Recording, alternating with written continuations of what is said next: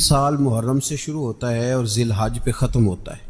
اس بات کا بھی ضرور خیال رکھا کریں کہ ہمارا جو اسلامی سال ہے اس کا آغاز جنوری سے نہیں ہوتا، اس کا آغاز محرم سے ہوتا ہے اور اس کا اختتام دسمبر پہ نہیں ہوتا بلکہ اس کا اختتام ذی الحج پہ ہوتا ہے۔ امیر المومنین، خلیفۃ المسلمین، جانشین مصطفیٰ، جبل استقامت اور رسول اللہ کے دین کا بہت بڑا سپاہی حضرت عمر فاروق رضی اللہ تعالی عنہ، جناب عمر کا نام صرف کام نہیں، حضرت عمر کا نام انقلاب برپا کر دیتا ہے۔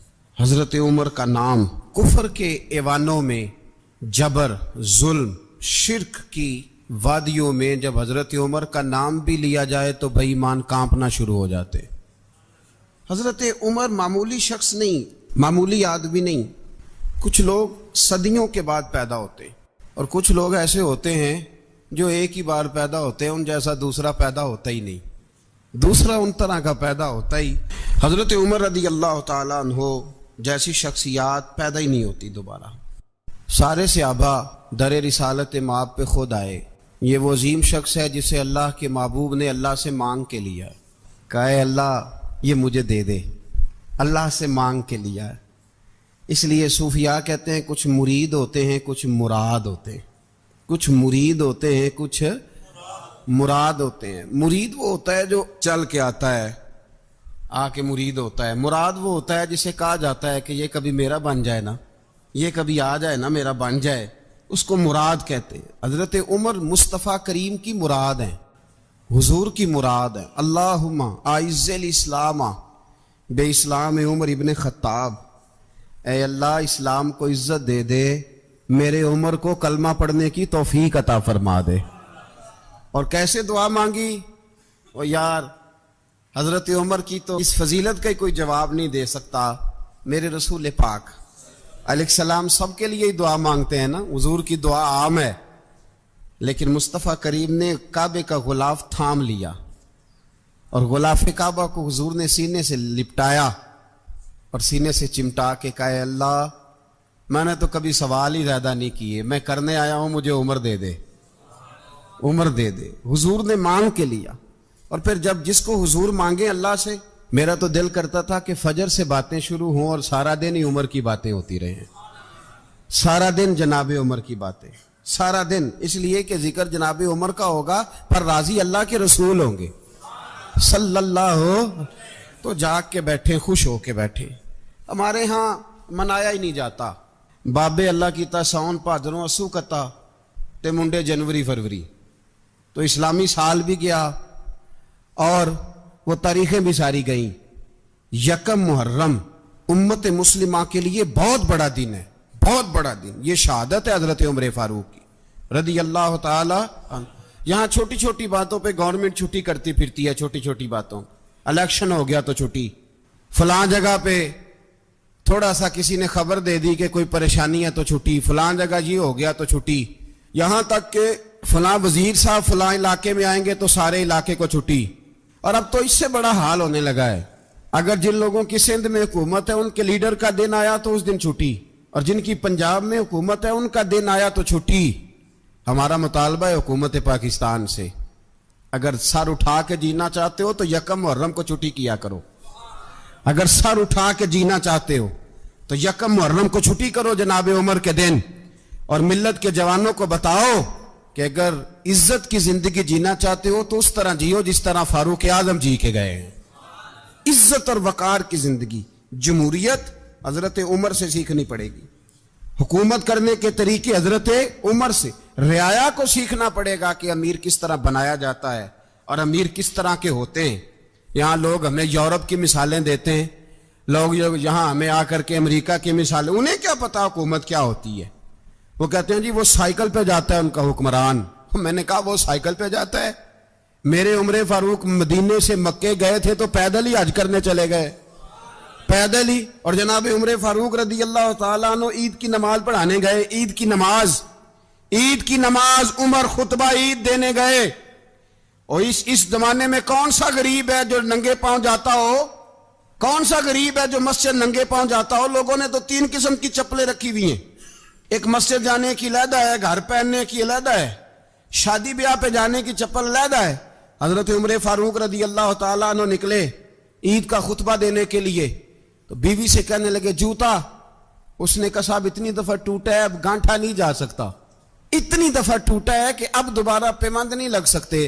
تو حضرت عمر کہنے لگے چل کوئی حرج نہیں ہے، بغیر جوتے کے ننگے پیر ہی چلتے ہیں، کوئی حرج نہیں۔ تو کہنے لگے لوگ کیا کہیں گے؟ فرمایا چپ کر، لوگ جس دن عمر نے یہ دیکھ لیا نا لوگ اس کے بارے میں کیا کہتے ہیں، اس دن عمر نہیں رہے گا۔ تو کہا پھر آپ کا نظریہ کیا ہے؟ فرمایا میرا نظریہ یہ ہے کہ رب رسول میرے بارے میں کیا کہتے ہیں، لوگوں کا کیا ہے؟ لوگ کل کسی کے بارے میں کچھ کہتے ہیں اور پرسوں کچھ کہتے ہیں، میرا نظریہ یہ ہے کہ رب رسول میرے بارے میں ننگے پیر عمر جا رہے ہیں۔ کون جی؟ میں بڑا ماڑا۔ اچھا جناب، کیا غربت ہے؟ 10 قسم کے جوڑے لٹکے ہوئے ہیں کمرے میں، اور پہننے کی فرصت نہیں، سویرے کیا پہننا ہے، شام کیا پہننا ہے، 15 سوٹ کٹھے استری ہو کے لانڈری والا بھیج رہا ہے، اور تو غریب ہے، تو بہت بڑا غریب ہے۔ اس لیے کہ غربت پیسوں کی وجہ سے نہیں ہوتی، غربت تو دل کی ہوتی ہے۔ تو واقعی بڑا غریب ہے اور تو غریب ہی رہے گا۔ امیر تو عمر فاروق تھے جو ننگے پاؤں چلے گئے عید کی نماز پڑھانے، تو رستے میں جو ملا کہنے لگا عمر جوتا تو پہن لو۔ فرمایا تمہیں عمر کا جوتا نہ پہننے کا نقص تو نظر آیا ہے، کوئی حرج نہیں، اگر عمر کو کبھی بتانا ہوا تو وہ والا نقص بتانا جو عمر کی سیرت میں پیدا ہو، کردار میں پیدا ہو، وہ والا نقص بتانا، یہ چھوڑو جوتے آتے جاتے رہتے۔ ننگے پاؤں گئے، پاؤں دھوئے، نماز پڑھائی، لوٹ آئے۔ او بھائی یہاں تو ہمارا بناؤ سنگار اترنا، جتنی توجہ کپڑوں کی طرف ہے اتنی توجہ کبھی ہماری علم کی طرف ہوتی نا، جتنا ذوق شوق ہمارا بناؤ سنگار کی جانب ہے، اتنا بناؤ سنگار کبھی ہمارا اخلاقیات کی جانب ہوتا تو معاملات بڑی حد تک سنورے ہوئے ہوتے۔ حضرت سیدنا فاروق اعظم رضی اللہ تعالی اپنی زندگی کو ترتیب دیا، ایک دن بھی خلافت نہیں مانگی اللہ سے۔ حضرت عوف بن مالک اشجعی ایک صحابی ہیں، حضرت عوف بن مالک رضی اللہ تعالیٰ عنہ فرماتے ہیں کہ جناب ابو بکر صدیق کا زمانہ تھا تو میں نے خواب دیکھا، میں نے خواب میں جناب عمر کو دیکھا، اور میں نے دیکھا کہ کوئی کہنے والا کہہ رہا ہے کہ عمر وہ ہے کہ اللہ کے رستے میں کوئی اسے جتنا مرضی برا بھلا کہے یہ پرواہ نہیں کرتا۔ کس کے رستے میں؟ بولے سارے۔ اس کا مطلب ہے اللہ کے رستے میں لوگ برا بھلا بھی، قرآن مجید نے کہا وَلَا يَخَافُونَ لَوْمَةَ لَائِمٍ، کچھ لوگ ایسے ہیں جو برا بھلا کہنے والوں کی پرواہ نہیں کرتے۔ آپ یقین کریں اگر پرواہ شروع ہو جائے نا تو دین کا کام ختم ہو جائے، نہ کوئی تقریر کرے، نہ کوئی تدریس کرے، نہ کوئی پیری مریدی کرے، ختم ہو جائے اگر باتوں کی پرواہ ہو۔ لیکن وہ پرواہ، حضرت عوف بن مالک اشجعی کہتے ہیں میں نے خواب میں دیکھا کہ عمر وہ ہے جو کسی کی پرواہ، اور دوسری بات میں نے یہ دیکھی کہ عمر خلیفہ بنے گا، اور تیسری بات میں نے خواب میں یہ دیکھی کہ عمر شہید بھی کیا جائے گا، عمر شہید بھی ہوگا۔ یہ میں نے 3 باتیں خواب میں دیکھی۔ فرماتے ہیں میں نے آ کے خواب حضرت ابو بکر صدیق کو سنائی، وہ خلیفہ تھے، وہ کہنے لگے ٹھہر جا میں عمر کو بلاتا ہوں، اس کے سامنے دوبارہ سنانا، اس کے سامنے۔ فرماتے ہیں میں نے بلایا حضرت عمر فاروق کو، آ کے بیٹھے، خواب شروع ہوا۔ کا ایک بات تو میں نے یہ دیکھی کہ آپ ملامت کرنے والے کی پرواہ نہیں کرتے، دوسرا آپ خلیفہ بنے گے۔ جناب عمر کہنے لگے چپ کر، ابو بکر کے سامنے ہی کہہ رہا ہے، چپ کر، خلیفہ کے سامنے ہی کہہ رہا ہے۔ تو حضرت ابو بکر صدیق کہنے لگے عمر اسے کہنے دو، مجھے لگتا ہے رب کی رضا یہی ہے کہ میرے بعد اگر مصطفیٰ کا منبر ملے تو عمر کو ملے، اسے کہنے دو۔ یار یہاں تو لوگ ڈینگے مارتے ہیں، یہاں تو لوگ دعوے کرتے ہیں میرے سامنے فلانے کو بھی بٹھاؤ، فلانے کو بھی بٹھاؤ، اس کو کیا پتا، اس کو کیا پتا، یہ تو بڑکے مارنے کا دور ہے۔ حضرت عمر رضی اللہ تعالیٰ عنہ کو تیسری بات کہی، حضرت عوف بن مالک نے کہا آپ شہید کیے جائیں گے، میں نے خواب دیکھی ہے۔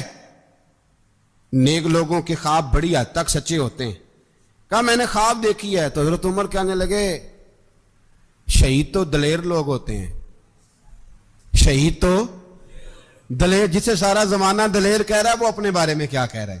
کہتے ہیں شہید تو دلیر، میں تو کاہل سا آدمی ہوں، سست آدمی ہوں، میں تو اتنا کام ہی نہیں کرتا، تو یہ خواب تو نے جو دیکھا ہے نا پھر سے دیکھنا۔ تو ابو بکر صدیق فرمانے لگے عاجزی نہ کر، انکساری نہ کر، تو جو کہہ رہا ہے ٹھیک کہہ رہا ہے، لیکن مجھے سن کے شکر بھی ہوا ہے اور افسوس بھی ہوا ہے. افسوس اس بات کا کہ تیرے جیسا بطل عظیم چلا جائے گا, اور شکر اس بات کا کہ رب تجھے زندگی بھی اعزاز والی دے گا, اور شہادت کی موت دے کے اللہ تجھے موت بھی عزت والی عطا فرمائے گا. اللہ موت بھی تجھے عزت والی دے گا, تجھے کاہلوں جیسی موت اللہ. حضرت فاروق اعظم رضی اللہ. او بھائی, یہاں تو اس زمانے کا سب سے بڑا مسئلہ پروٹوکول ہے. لوگوں کو پتا ہوتا ہے کامل پیر ہے, کامل مرشد ہے, لوگ نہیں جاتے. میں کسی کا مرید ہو جاؤں, میرا پروٹوکول کدھر گیا؟ پتا ہوتا ہے یہ کامل استاد ہے, میں اس کے پاس بیٹھوں گا تو میری تربیت کرے گا, لیکن لوگ شاگرد نہیں بنتے. میں کدھر گئی؟ یہ جو پروٹوکول کی مصیبت ہے نا, اس نے بڑے بڑے لوگ زیرو کر دیے, بڑے بڑے لوگ. اور یہ مت سمجھے کہ آپ کا وزیر اعظم پروٹوکول لیتا ہے یا آپ کا صدر پروٹوکول, وزراء, ایسی کوئی بات نہیں. ہم چھوٹے طبقے سے لے کر بڑے سارے پروٹوکول کے قائل ہیں. ہمارا تو داماد بھی کہتا ہے کہ مجھے پوچھا نہیں, میں تمہارے گھر کیوں آؤں. ہمارا تو بھائی ہر شخص اعلان کرتا ہے پروٹوکول کا, فلانے نے عزت نہیں دی تو واپس آ جاؤ, فلانے نے سلوٹ نہیں کیا تو واپس آ جاؤ. لوگ جہاں سلوٹ کرنا چاہیے وہاں بھی سلوٹ کرانے کے قائل ہیں. پر حضرت عمر رضی اللہ تعالی, حضرت عمر کی سادگی اور پھر جناب عمر کی عاجزی, جب انسان اپنے اوپر سوار کر لیتا ہے نا, سوار کر لیتا ہے, میں بدکار پرانا خادم, کسے در ملی نٹ ہوئی, تے واصف یار نے نظر جو کیتی تے واصف ہی ہو. میں اکثر سوچتا ہوں, حضور نے جہاں بھی کہا نا, فرمایا میرے بعد نبی ہوتے تو خطاب کے بیٹے عمر ہوتے. حضور نے فرمایا عمر جس رستے سے جاتا ہے شیطان وہ رستہ بدل جاتا ہے. نبی پاک صلی اللہ علیہ وسلم نے فرمایا میرا عمر وہ ہے کہ اس کی زبان پر حق جاری ہے. حضور علیہ الصلوۃ والسلام نے فرمایا 950 سال حضرت جبریل میرے عمر کی شان بیان کریں تو ان کی عظمت ختم نہیں ہوتی. 950 سال جبریل عظمت بیان کرے تو ختم نہیں ہوتی. یہ بات ہے حضرت عمر کی. اور فرمایا عمر ابو بکر کی نیکیوں میں سے ایک نیکی ہے. یہ شان ہے اب عمر فاروق رضی اللہ تعالیٰ عنہ کی. حضور نے فرمایا میرے بعد نبی ہوتے تو عمر ہوتے, جس گلی سے عمر آئے شیطان رستہ بدل جائے. میرے عمر فاروق کی شان 950 سال بیان ہو تو ختم نہ ہو. عمر کی زبان پر اللہ حق بیان کرتا ہے, جو عمر کہتا ہے وہی رب کر دیتا ہے. حضور ساری زندگی فضیلتیں بیان کرتے رہے, عمر جواب میں کیا کہتے ہیں؟ کوئی بتائے نا کہ یہ والی حدیثیں کبھی عمر نے بھی روایت کی ہوں کہ حضور نے میرے بارے میں یہ کہا ہے. یہ روایتیں وہ روایت نہیں کرتے. ان سے جب لوگ کہتے عمر تیری بڑی بات ہے تو عمر رو پڑتے, کہتے میں تو اونٹ چرانے والے باپ کا بیٹا ہوں, میں تو اونٹ چرانے والے باپ کا بیٹا, اونٹ چرا. اس سے آگے عمر گئے ہی نہیں ساری زندگی, اس سے آگے لفظ ہی نہیں ادا کی. اور میں تو بھائی اونٹ چرانے والا, میرا باپ تو اونٹ چرایا کرتا تھا, 10 اونٹ تھے, میری ڈیوٹی ہوتی تھی, سنبھالے نہیں جاتے تھے, ابا ڈنڈوں سے مارتا تھا. ساری زندگی عمر حج کرنے گئے, ایک خشک تنا کھجور کا عمر فاروق رضی اللہ تعالیٰ عنہ نے اس کو اپنے کلاوے میں لیا, رونے لگے. لوگوں نے کہا عمر کیا ہوا؟ فرمانے لگے یہاں میں اونٹ چرایا کرتا تھا, یہاں میں اونٹ چراتا تھا, 10 اونٹ سنبھالے نہیں جاتے تھے. دیکھو رسول اللہ کی شان, آج ساری امت چلانے کا طریقہ عطا فرما دیا ہے. ساری نظریے سے پیار. یار پیسہ کس کو برا لگتا ہے؟ آپ جس آدمی کی 50 کروڑ کی پراپرٹی ہے اس کو پوچھیں سب سے غریب, آپ کو وہی نظر آئے گا. وہ کہے گا میں ٹائٹ ہوں, حالات بڑے. میں کئی باری پوچھے انہوں نے, میں کہتا ترجمہ بھی 10 چھڑوں کی, ہمیں تو سمجھ نہیں آتی. اور ٹائٹ حالات کون سے ہوتے ہیں جی؟ جس آدمی کا کروڑوں میں کاروبار ہے نا, اس کو آپ چھیڑے وہ رونے لگ جائے گا, رونے. تو کئی میں نے ایسے دیکھے ہیں کرائے کا مکان ہے, ان سے پوچھے صاحب کیا حال ہے, تو کہتے ہیں جتنی اللہ نے شان والی زندگی ہمیں عطا کی ہے کسی کو نہیں دی ہوئی. اس کا مطلب ہے خوشی بھی یہی ہے اور غم بھی یہی. اندر سے خوشی ہے, اندر سے ہی. تو نے اگر راضی رہنا ہے تو ادھر سے رہنا ہے, ناراض رہنا ہے تو بس اپنے آپ کو خوش رکھے گا تو ہو جائے گا. سارے صحابہ مل کے آئے, کہنے لگے عمر فاروق سے کہنا ہے نبی پاک کے زمانے میں تو ظاہراً غربت تھی, ابو بکر کے دور میں بھی غربت تھی, اب تو بڑا مال ہے. عمر سے سفارش کرو کہ عمر نیا کرتا پہنا کرے. ملکوں کے سفیر آتے ہیں, عمر وہی پھٹی پرانی چادر اوڑھ کے اور وہی کئی جگہ پہ پیوند لگے سوٹ پہن کے سفیروں کے سامنے بیٹھ جاتا ہے. عمر کو مشورہ دو. طے ہو گئی بات. سب نے جب مشورہ دے لیا تو سارے کہنے لگے یہ بتاؤ شیر کی مونچھ کو ہاتھ کون لگائے گا؟ کہنا کس نے ہے؟ بندہ بھی تو ڈھونڈو نا. نے کہا جناب میرا یہ خیال ہے کہ مولا علی شیر خدا کہیں گے, کیونکہ جس شخص کی عمر کو سب سے زیادہ حیا کرتے دیکھا وہ شیر خدا مولا علی ہے رضی اللہ تعالی. علی کہیں گے اس لیے کہ جناب علی تو کئی دفعہ جب گفتگو کرتے تھے تو حضرت عمر چپ کر جاتے تھے اور فرماتے تھے علی نہ ہوتا تو میں ہلاک ہو جاتا. تو کہا علی سے کہو. جناب علی شیر خدا کو بلایا. کس کام کے لیے جی؟ اللہ اکبر. یہ ذرا آپ نے اس دور پہ اس بات کو ذرا لاکا جناب ان سے کہیں کہ زیادہ نہیں, ایک کرتا نیا پہن لے. سفیر آتے ہیں, وزیر آتے ہیں تو ایک کرتا نیا پہن لے. حضرت علی کو بلایا. آپ فرمانے لگے کوئی اور بات ہوتی تو میں کہہ دیتا, یہ والی میں نہیں کہہ سکتا. کوئی اور ہوتی تو میں عمر کو کئی دفعہ کہہ دیتا ہوں, جلال میں بھی تو سن, یہ والی میں نہیں کہہ سکتا.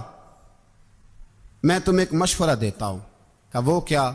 کہنے لگے سید عائشہ صدیقہ سے کہو, وہ مومنوں کی ماں ہیں, عمر ٹالے گا نہیں.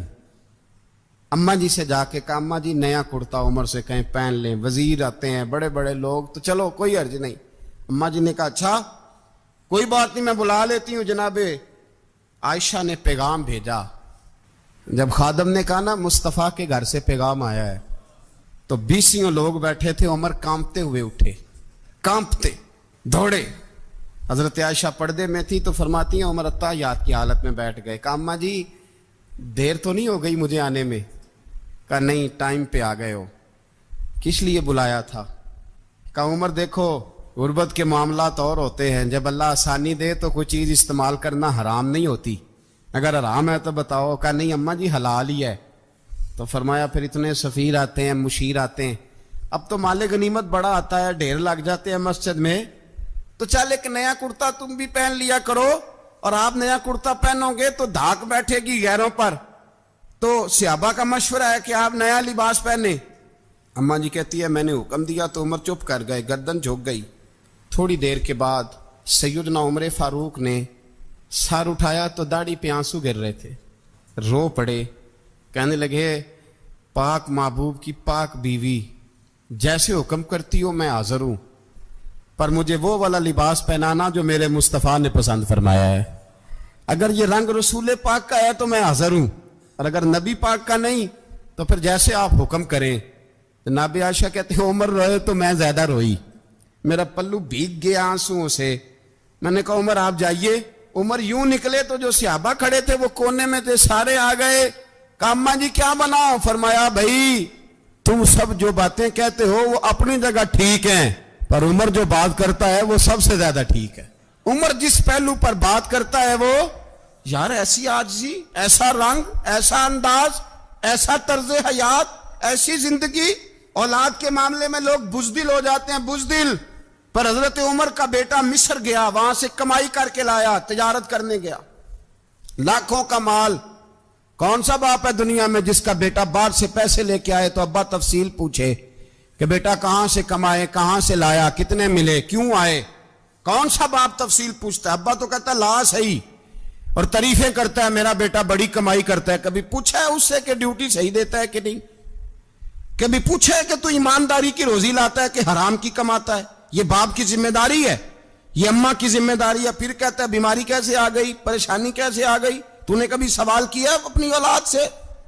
حضرت عمر فاروق رضی اللہ تعالیٰ عنہ کا بیٹا مصر سے پیسے کما کے لایا تو جناب عمر نے بلایا, فرمایا بیٹے اتنی تو تیرے پاس راس ہی نہیں تھی, تھوڑے سے تو پیسے لے کے گیا تھا, اتنی کمائی کیسے ہو گئی؟ اتنے تو پیسے نہیں تھے صاحب, کہاں سے کمائی لائے؟ اس نے کہا ابا جی وہ جو میرے چچا ہے نا مصر کے گورنر, آپ کے دوست, انہوں نے میری مدد کی ہے. فرمایا جتنے لوگ گئے تھے سب کی ہے مدد اس نے؟ کہا نہیں صرف میری کی. فرمایا تیری کیوں کی؟ تیری کیوں کی؟ کہا حضور آپ کے دوست ہیں. فرمایا چپ کر, حضور انہوں نے مجھے اتنے پیسے دیے، میں نے کاروبار میں ڈالے تو نفع آیا تو میں ان کی رقم دے کے فرمایا خاموش ہو جا، باقی جتنے لوگ گئے تھے سب کی مدد کی اس نے؟ کہا نہیں حضور صرف میری کی۔ فرمایا اس نے تیری مدد نہیں کی، اس نے خلیفہ کے بیٹے کی مدد کی، اس لیے کہ وہ خلیفہ کو اپنے حق میں نرم کر سکے۔ فرمایا آدھا مال تیرا ہے، آدھا مال غنیمت کا ہے، مال خزانہ کا ہے، مسلمانوں کا ہے، اس لیے کہ تو جو وہاں سے مال کما کے لایا ہے وہ اپنے باپ کے خلیفہ ہونے کی وجہ سے کما کے لایا ہے، لہذا رکھ ادھر۔ یہاں کہتے ہیں کدھر سے آیا، کیسے آیا، کون سا حساب دیں، کیا کریں؟ او بھائی حضرت عمر رضی اللہ تعالیٰ عنہ کا اپنی اولاد کے بارے میں یہ رنگ ہے۔ ایک جنگ سے نا خوشبو آئی، خوشبو بڑی مہنگی ہوتی تھی، عرب میں خوشبو آج بھی بڑی مہنگی ہے، وہ زیادہ استعمال کرتے ہیں۔ میری باتوں کی سمجھ آ رہی ہے میرے بھائیوں؟ بڑی مہنگی خوشبو تھی۔ جب وہ خوشبو آئی تو حضرت عمر نے کہا، گھر میں پہلے پہنچی حضرت عمر کے، چونکہ زیادہ عورتیں استعمال کرتی تھی گھر کے اندر خوشبو، مرد بھی لگاتے تھے۔ حضرت عمر نے اپنی بیوی سے کہا، آپ کی زوجہ تو تھی وہ بڑی خوشبو کو پسند کرتی تھی۔ حضرت عمر نے اپنی زوجہ سے کہا کہ خوشبو لاؤ، میں نے ایک عورت کی ڈیوٹی لگائی ہے، وہ خوشبو تول کے نا تو بھائیسا برابر صحابہ میں بانٹ دے گی۔ تو آپ کی زوجہ کہنے لگی کسی بی بی کی ڈیوٹی لگانے کی کیا ضرورت تھی، میں جو موجود تھی میں بانٹ دیتی ہوں تول کے بھائیسا برابر۔ آپ نے فرمایا نہیں تو رہنے دے، وہ فلانی بی بی بانٹے گی۔ کہا حضور میں نے بھی بانٹنی ہے، میرے پہ کچھ شک ہے؟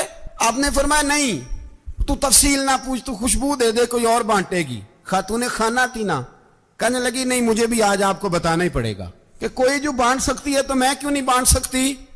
زوجہ کہتی عمر نے بات کی تو میری چیخیں نکل گئیں۔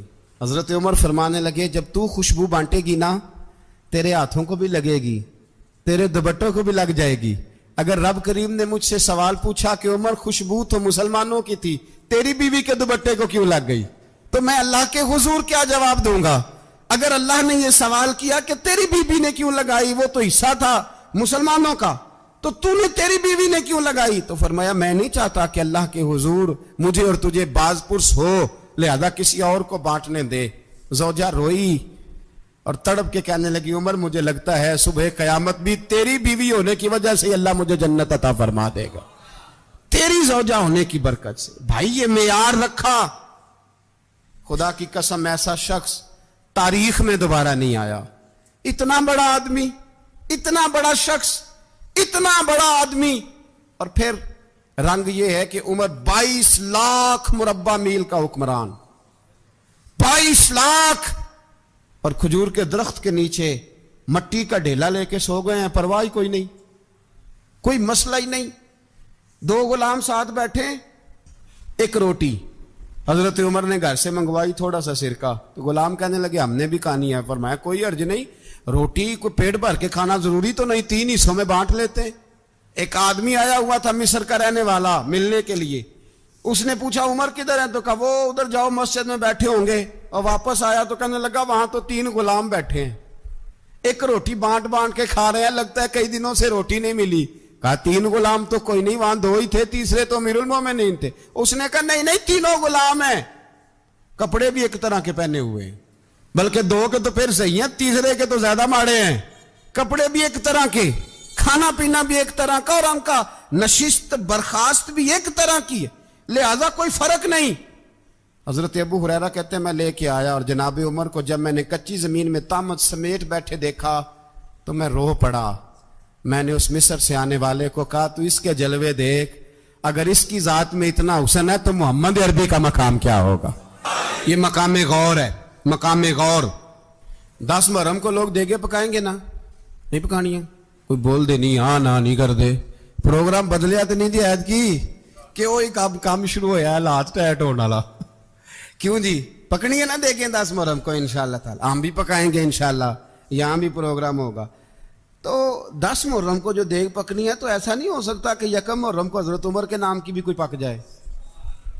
اگر امام حسن حسین کے نام کی دیگیں پکے تو جو امام حسن حسین کے سے پیار کرنے والے ہیں، جو امام حسن حسین سے، ہم لوگوں نے بھی عجیب رٹا اپنایا ہے نا، ہم لوگ بات کا ایک پہلو دیکھتے ہیں دوسرا نہیں دیکھتے۔ حضرت امام حسن اور حسین کو بھی نبی پاک نے شہید کہا، اور جناب عمر کو بھی رسول اللہ نے خود شہید فرمایا، فرمایا شہید ہے، خود فرمایا اپنی زبان سے کہ یہ شہید ہے، خود میرا عمر شہید ہے، تو ان کے نام کی دیگ نہیں پکنی چاہیے؟ اس طرف نہیں ہماری توجہ ہونی چاہیے؟ اور اہل بیت یہ بات میں پہلے بھی کرتا ہوں، آج پھر کرنا ضروری سمجھتا ہوں، اہل بیت کا پیار سن لو کان کھول کے، اہل بیت کا پیار اگر ہمیں کسی نے سکھایا ہے تو سیدنا عمر فاروق نے سکھایا ہے۔ اہل بیت نبوت کی محبت اگر کسی نے سکھائی ہے تو کس نے سکھائی ہے؟ بول کے بتائیے، حضرت عمر نے۔ اہل بیت کا پیار ہمیں حضرت عمر نے بول کر کے سکھایا ہے۔ بھائی یاد رکھیں، کسی کی طاقت نہیں تھی دم مارنے کی حضرت عمر کے سامنے، طاقت ہی نہیں تھی۔ کیسر و کسرا کانپ جاتے تھے، جرت ہی نہیں کرتے تھے حضرت۔ اور ہمارے تو تعلقات بڑے ہیں نا غیروں سے۔ حضرت ابو موسیٰ اشعری رضی اللہ تعالیٰ عنہ فرماتے ہیں میرا منشی عیسائی تھا، وہ کاتب کہتے تھے وہ لوگ، میرا حساب کتاب عیسائی تھا۔ تو فرماتے ہیں ایک دن میں نے وہ سارا حساب کتاب لین دین کے حضرت عمر کو دکھائے تو فرمانے لگے جس نے لکھے ہیں اس کو بلاؤ۔ کہنے لگے حضور مسجد نہیں آ سکتا۔ کیوں نہیں آ سکتا؟ کہنے لگے وہ عیسائی ہے۔ کہتے ہیں حضرت عمر جلال میں آ گئے۔ آپ فرمانے لگے جنہیں رب دور کرتا ہے تم کیوں قریب کرتے ہو؟ جنہیں اللہ دور کرتا ہے۔ فرمایا تم غیروں کو اگر عہدے دو گے تو اپنوں کا کیا بنے گا؟ اگر تم غیروں کو عہدے دو گے تو اپنوں کا۔ یہ سوچ ہے جو آج برما کے مسلمانوں کے لیے بھی ضروری ہے۔ کہا اگر تم غیروں کو عہدے دو گے تو اپنوں کا۔ ہم نے غیروں کو عہدے دیے تو دیکھا نا اپنے کس طرح کاٹے جا رہے ہیں۔ غیروں کو جو عہدے دے دیے جرانے سارے غیروں سے، روز دعویٰ ہوتا ہے چین ہمارا سجن ہے، چین ہمارا دوست ہے۔ او بھائی دوست ہے تو اس سے کہو نا کہ برما تو تمہاری ایک چھوٹی سی ریاست ہے، چین کے بغیر تو وہ سانس بھی نہیں لے سکتا۔ اس کو کہو نا اس حکومت پہ دباؤ ڈالے۔ لیکن ہم لوگوں نے غیروں کو عہدے دیے تو اپنے پس گئے۔ حضرت عمر کہتے تھے ذمی کا ہم ادب کریں گے، ذمی کافر کا ہم، ایسا کافر جو مسلمان ریاست کو قبول کرے، بدامنی نہ پھیلائے۔ ایک آدمی کو آپ نے دیکھا آنکھوں سے نابینا ہے اور بھیک مانگ رہا ہے، تو حضرت عمر کو نظر آ گیا۔ فرمایا کون ہو؟ اس نے کہا میں یہودی ہوں۔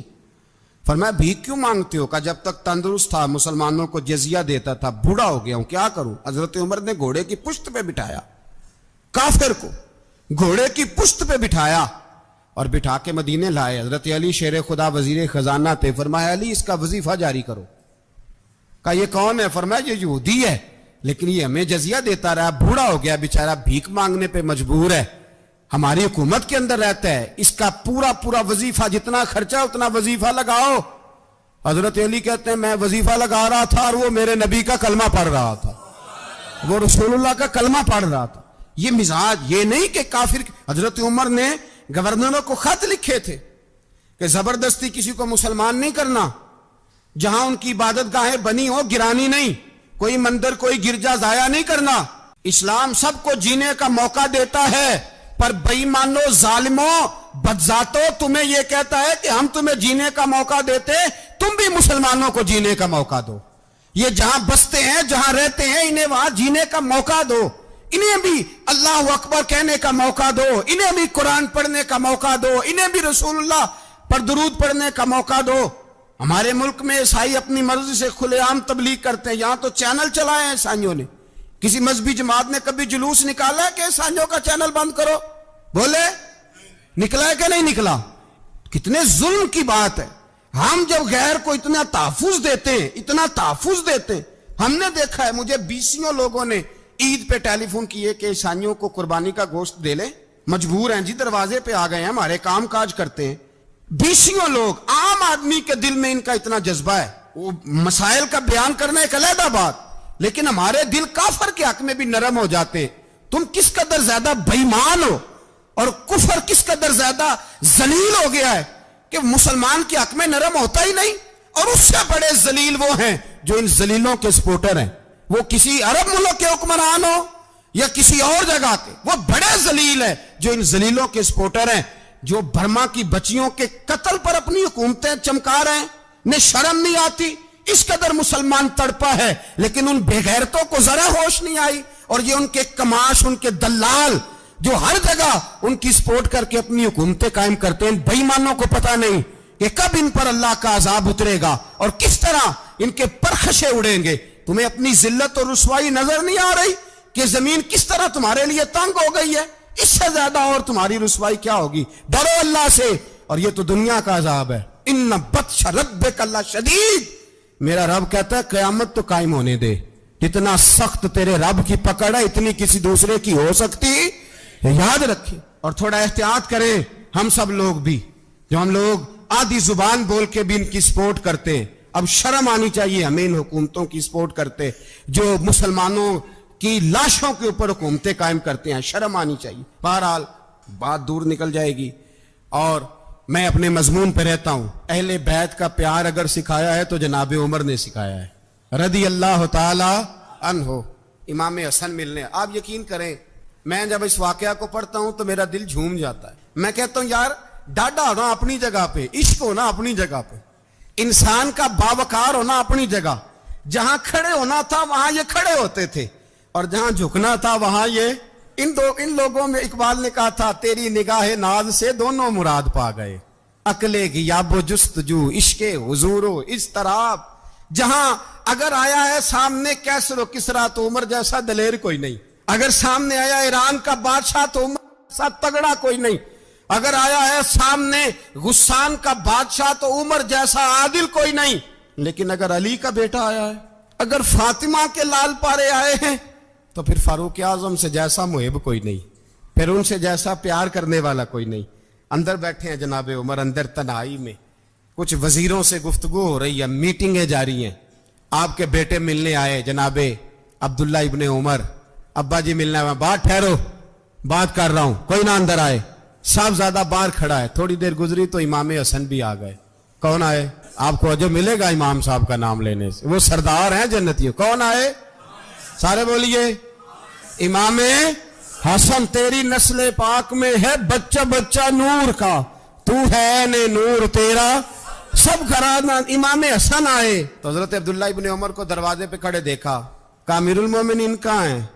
کہنے لگے حضرت عمر کے بیٹے. کہنے لگے وہ اندر بیٹھے, کچھ میٹنگ ہو رہی ہے اور انہوں نے کہا کوئی اندر نہ آئے, لیکن آپ جانا چاہیں تو چلے جائیں, آپ جانا چاہیں تو. تیری نسل پاک میں ہے بچہ بچہ نور, آپ جانا چاہیں تو چلے جائیں.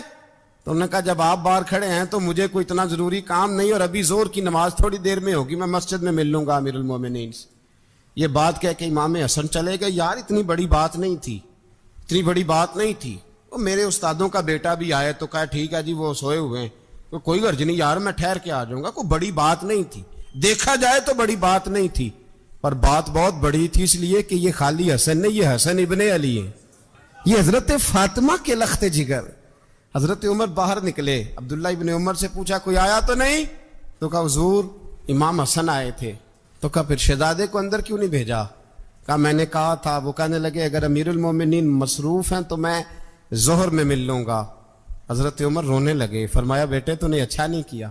پھر مسجد نہیں گئے, سیدھے امام حسن کے دروازے دستک دی. امام حسن باہر آئے, کہا شہزادے آئے تھے تو ملے کیوں نہیں؟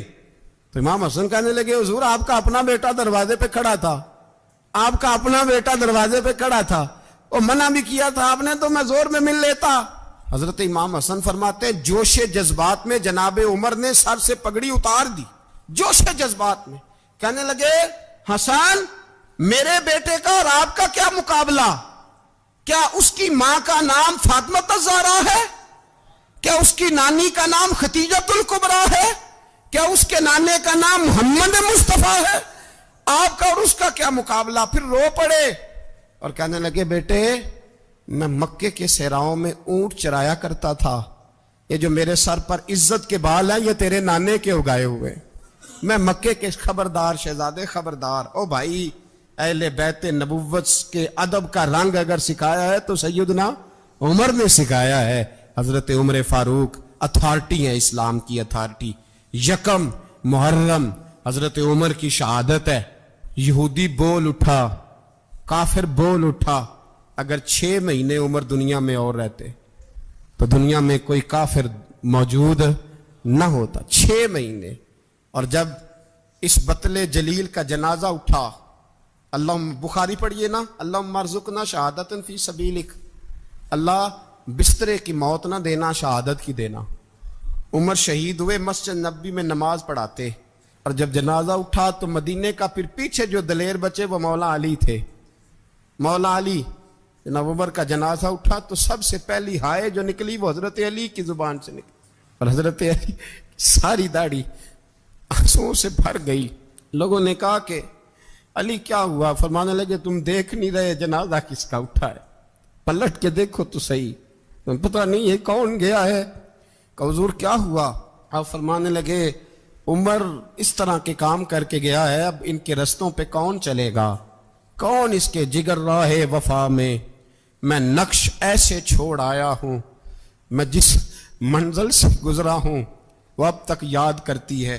حضرت علی حضرت عمر کے جنازے پہ کھڑے ہو کے کہتے ہیں اللہ مجھے اس طرح کے عمل کرنے کی توفیق دے جس طرح کے عمر کر کے گیا۔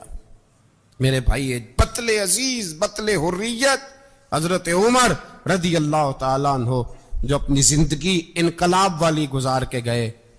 عمر جب دنیا سے گئے تو 80 دینار کا قرضہ تھا، 22 لاکھ مربع میل کا حکمران، اور اپنے بیٹے سے کہنے لگے بیٹے کوشش کرنا تیرے خاندان والے مل کے میرا قرضہ اتار دے، میری قبر پہ بوجھ نہ رہے، اور اگر خاندان والے مدد نہ کریں تو میرے دوستوں سے بات کرنا، وہ مدد نہ کریں تو پھر علی سے بات کرنا۔ ان کا پیار آپس میں اتنا، اور تو اختلاف ثابت کر رہا ہے۔ 80 دینار کا قرضہ چھوڑ کر حضرت عمر دنیا سے گئے، اور جاتی دفعہ کہہ گئے میرے بعد میرے بچوں کو حکومت کے مشورے میں بھی شامل نہ کرنا، حکومت کے مشورے میں بھی میری اولاد شامل نہ ہو۔ اتنا بڑا شخص اتنا بڑا رنگ دے کے یکم محرم کو جب عمر فاروق کا وصال ہوا تو بیٹے سے کہنے لگے اماں عائشہ سے جا کے کہو میرا بھی نبی پاک کے روزے میں دفن ہونے کو دل کرتا ہے۔ ایک قبر کی جگہ ہے اماں جی نے اپنے لیے رکھی ہے، بخاری یا بخاری۔ حضرت عائشہ کے پاس صاحبزادے گئے، کہنے لگے اماں جی عمر کو زخم لگ گیا ہے، حالت بڑی پریشانی والی ہے۔ وہ کہتے ہیں اگر اماں اجازت دیں۔ سید عائشہ رو پڑی، فرمانے لگی کہ وہ اپنی قبر کی جگہ تو نہیں نہ کسی کو دیتا، پر عمر نے کمال ہی بڑا کیا، اسے کہو جاؤ گنبد خضرا میں قیامت تک جو مصطفیٰ پہ اور ابو بکر پہ سلام پڑے گا وہ تجھ پہ بھی سلام پڑھ کے جائے گا، جاؤ میں نے جگہ دی۔ اعلیٰ حضرت فاضل بریلوی رحمۃ اللہ علیہ فرماتے ہیں وہ عمر جس کے آدھا پہ شیدہ شکر، اس خدا دوست حضرت پہ لاکھوں سلام، اس خدا دوست حضرت پہ۔ آپ یقین کریں ممبر پہ بیٹھا ہوں، حضرت عمر کا جب نام لیتا ہوں تو میرے وجود کے رونگٹے کھڑے ہو جاتے ہیں۔ حضرت عمر کی زندگی جب پڑھتا ہوں تو لگتا ہے خدایا ایسے شخص بھی دنیا میں آئے۔